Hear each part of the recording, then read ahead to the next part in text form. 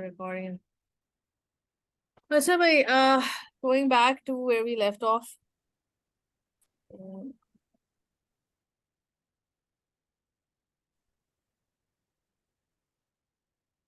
अच्छा भाई, देखिए, प्रोफेशन में मैंने आपको ये बात समझाई कि बेसिकली हमारे पास क्या सीन था कि रे जॉनसन जो था वो मतलब एक डिफरेंट तरह के एक्सपीरियंस से आया था, और उसको ये सारी चीजें जो थी मैटर नहीं कर रही थी कि भाई एक अच्छे सॉफ्टवेयर को बनाने के लिए वी हैव डिफरेंट स्टेजेस, या एक प्रोडक्ट को बनाने के लिए हमारे पास डिफरेंट स्टेजेस होते हैं।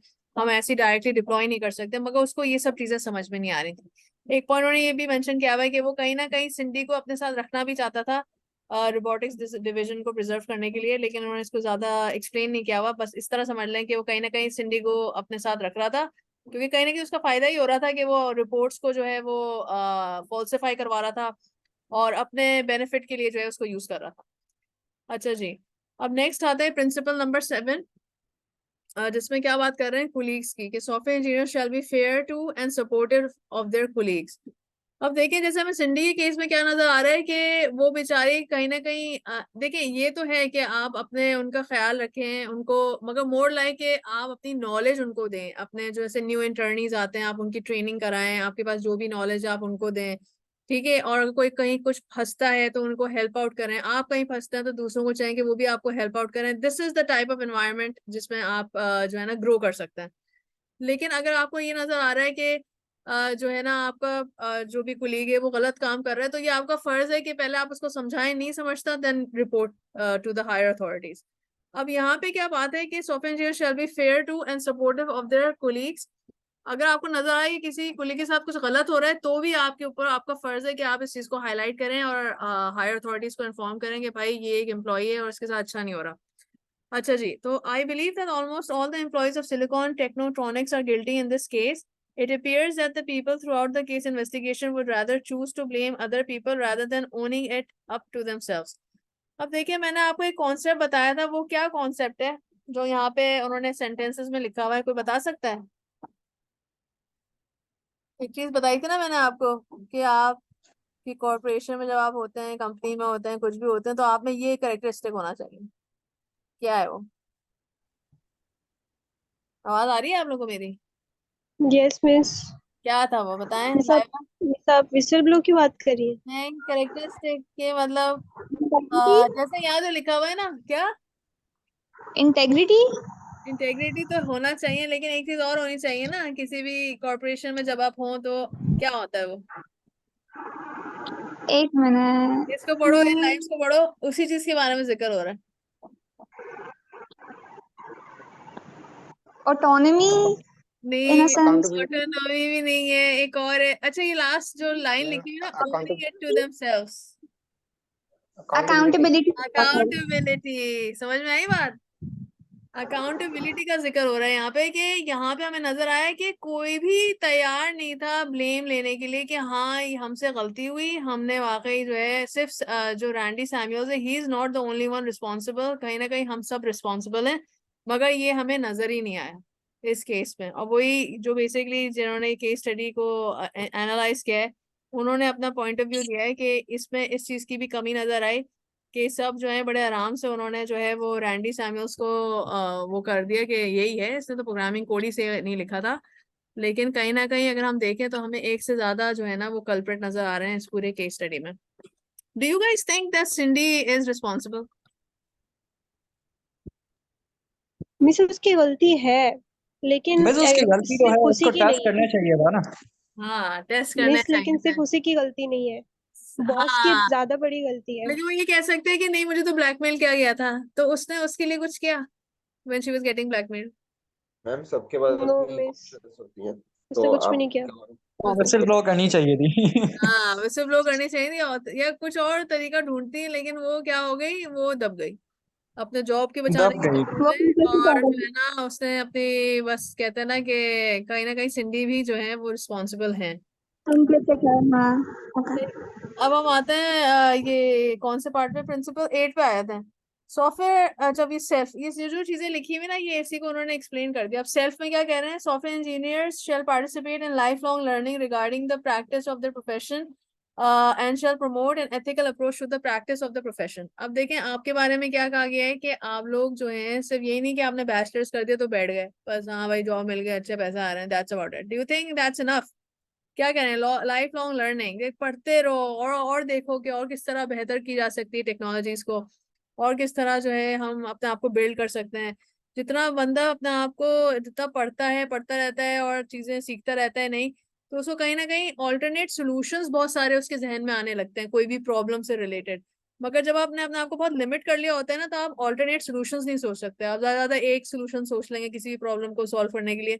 तो ये एक बहुत बड़ा जो है ना एक अचीवमेंट होती है व्हेन यू नो कि भाई आप एक प्रॉब्लम को 10 तरीकों से सॉल्व कर सकते हैं। उसी बंदे को कहते हैं यार ये तो बहुत स्किल्ड है, because they know how to solve things in simple ways. अच्छा, तो हमारे पास ये एक बात यहाँ इन्होंने ये कह दी है कि जो सॉफ्टवेयर इंजीनियर्स उनका काम ये है कि वो लाइफ लॉन्ग लर्निंग करते रहें और एथिकल अप्रोचेस अपनाएं अपने जो भी उनकी जॉब प्रैक्टिस जहाँ पे भी उनकी नौकरियां लगती हैं, और अगर लीडर्स बनते हैं या हेड्स बनते हैं या टीम लीड्स बनते हैं, उनका काम ये है कि वो एथिक्स को साथ लेके चलें। अब यहाँ पे क्या कहा जा रहा है, आई बिलीव दैट रे Johnson should be responsible and held accountable for Bart Matthews' death. Ray used his authority to manipulate Cindy for his selfish needs. He was fully aware of the problem with Randy Samuels' program, and he was not going to let it hinder the project's deadline no matter what.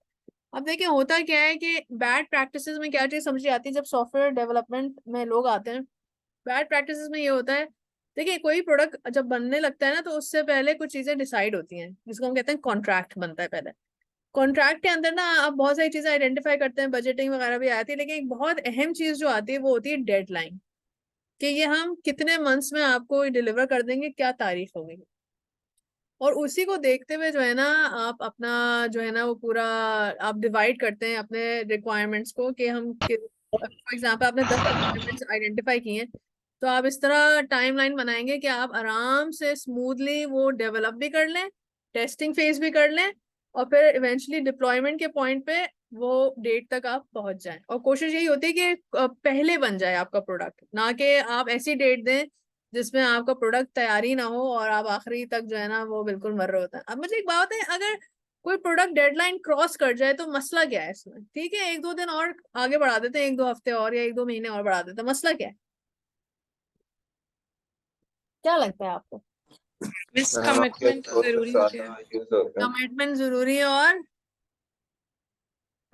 बस आपके आपकी process reputation ज्यादा use खराब। होते हैं ना। किसी की आवाज कट रही है, और क्या सबसे बड़ी चीज क्या है बताओ? ये कोई बताओ, बोल तो रहा है, समझ में नहीं आ रहा, लेकिन बताओ। मिस आपके टारगेट ऑडियंस की ज्यादा नीड यूज अगर होते फिनिश हो जाएगी फॉर द प्रोडक्ट तो भी वो यूजलेस हो जाएगा अगर आपने बहुत ज्यादा लेट कर दिया है। बहुत ज्यादा लेट कर दिया तो हमारे पास तो बहुत अच्छा पॉइंट आपने रेज किया है महानूर। बिल्कुल आप सही कह रही है कि जो है अगर देखिए हमारे ना आप जो प्रोडक्ट बना रहे हैं, देखिए जितनी भी एप्लीकेशंस की एग्जांपल ले लें, क्या आपका अनोखा एप्लीकेशन है? मार्केट में आप जैसे और भी लोग हैं, एंड और बात क्या रहती है, वो कम्पिटेटिव एडवांटेज वाली बात आ जाती है कि अगर आप पहले हर चीज टाइमली कर लेंगे तो आपको कम्पिटेटिव एडवांटेज मिल जाएगा कि बाकी जो कंपनीज है उनके मुकाबले में, who are making a similar product as yours. ठीक है, लेकिन ये अभी भी नहीं जवाब मिला मुझे। और बताएं और क्या हो सकता है? अगर आप ज्यादा लेट करते हैं तो आपकी रेपुटेशन खराब हो सकती है और फिर आपको क्लाइंट्स है आपको हाँ, नहीं रेपुटेशन भी खराब होती है, और इसी के साथ क्या लिंक कर रही हूँ मैं कि भाई आपका बजट है, भाई बजट के लिहाज से काम करना है। अगर कोई चीज डिले होगी तो बजट तो फिर आपका बढ़ेगा, बढ़ेगा कि नहीं बढ़ेगा? एंड डू यू थिंक आपके बिल्कुल बिल्कुल। Yes miss. क्लाइंट्स को ये बात अच्छी लगेगी? फिर वही बात आ गई कि वो आपका कि रेपुटेशन आपकी खराब हो जाएगी, और फिर इवेंचुअली जो है कोई आपसे कुछ भी नहीं बनवाना चाहेगा। ठीक है, तो यहाँ पे ये थी आपका लेक्चर। अब बात ये है कि मैम ये लेक्चर तो है, लेकिन ये हम तैयारी क्या करनी है इस पे? ये सब याद करना है कि बिल पार्क कौन थे, सिंडी यार्डले का क्या काम था? नहीं, ये इस तरह नहीं आएगा लेक्चर। ये लेक्चर आपको पहली चीज तो मुझे बताएं कि तुम लोग को स्टोरी समझ में आ गई? Yes miss. Yes yes miss. Miss. उसके ये फैक्ट समझ में आ गया ना कि प्रोग्रामर ने कहाँ गलती की, उसकी भी गलती थी, ऐसा नहीं है कि वो बिल्कुल ही मासूम था, उसने नेग्लिजेंस बिल्कुल। यस कि मिस। उसने, देखो मैं तो हैरान हूँ क्योंकि देखा जाए तो इवन एज ए प्रोग्रामर आप डबल दफा चीजें डाल डाल के टेस्ट करते हैं कि यार अच्छा अगर मैं ये नेगेटिव में वैल्यू डालूं तो क्या आंसर आ रहा है, अच्छा ये इस तरह चल रहा है उस तरह चल रहा है, खैर पता नहीं इसने क्या हरकत की थी। दूसरी चीज ये सिंडी भी इसमें कल्प्रेट है, और रे तो है ही, जो बॉस है इनके। ठीक है, तो कहीं ना कहीं ये सब है। अलबत्ता जो नहीं है कल्प्रेट वो रॉबी द रोबोट है। क्योंकि वो बेचारा जो है उसने तो बस वही किया जिस तरह उसको जो है वो प्रोग्राम कर दिया गया। खैर, लेकिन इसमें आप याद क्या करना है, इसमें याद ये करना है कि आपको याद भी सच नहीं करना, लेकिन मोर लाइक ये जो तुम लोग को कोड ऑफ एथिक्स दिए हुए हैं 8, इनको अच्छी तरह समझना है।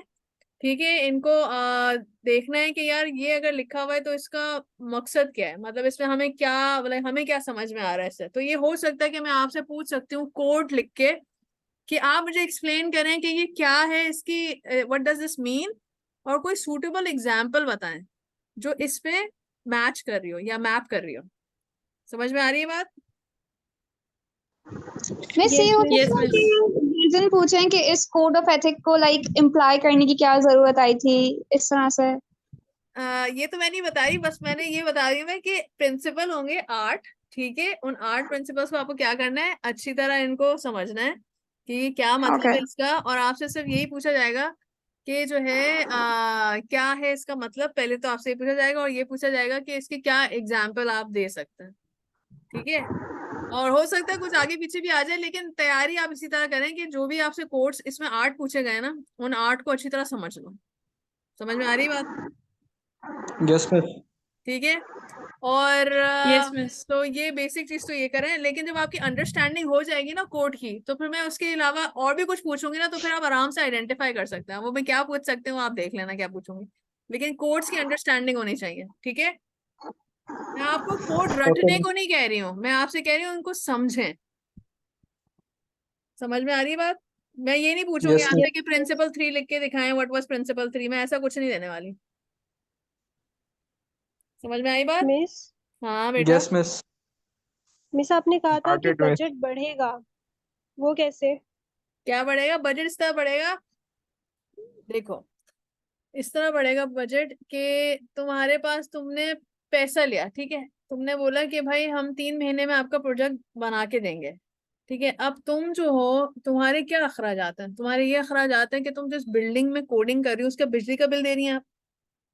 दूसरी बात ये, आपने डेवलपर्स हायर किए हैं, वो मुफ्त में तो नहीं काम करेंगे आपके लिए, पैसे देना होगा ना उनको। ऐसा है कि नहीं है? Yes miss. तो जो आप एक्सटर्नल रिसोर्सेज कुछ भी यूज कर रही हैं, हो सकता है आप कोई सर्विसेज यूज कर रही हैं, एपीआई की कुछ कुछ भी एनीथिंग, उसमें आप पे कर रही हैं। ठीक है, अब आपने जो बजट तैयार किया है वो लेट्स से 3 मंथ्स का है। अब अगर आप एडिशनल बढ़ाएंगी प्रोडक्ट टाइमलाइन, तो नो डाउट आपका क्लाइंट ही आपको वो पैसे देगा, लेकिन उसको अच्छा लग रहा होगा कि यार जब ऑलरेडी एक चीज डिसाइडेड थी तो ये डिले क्यों हुआ, और हमने तो पूरा होमवर्क करके ही कॉन्ट्रैक्ट तैयार किया था ना।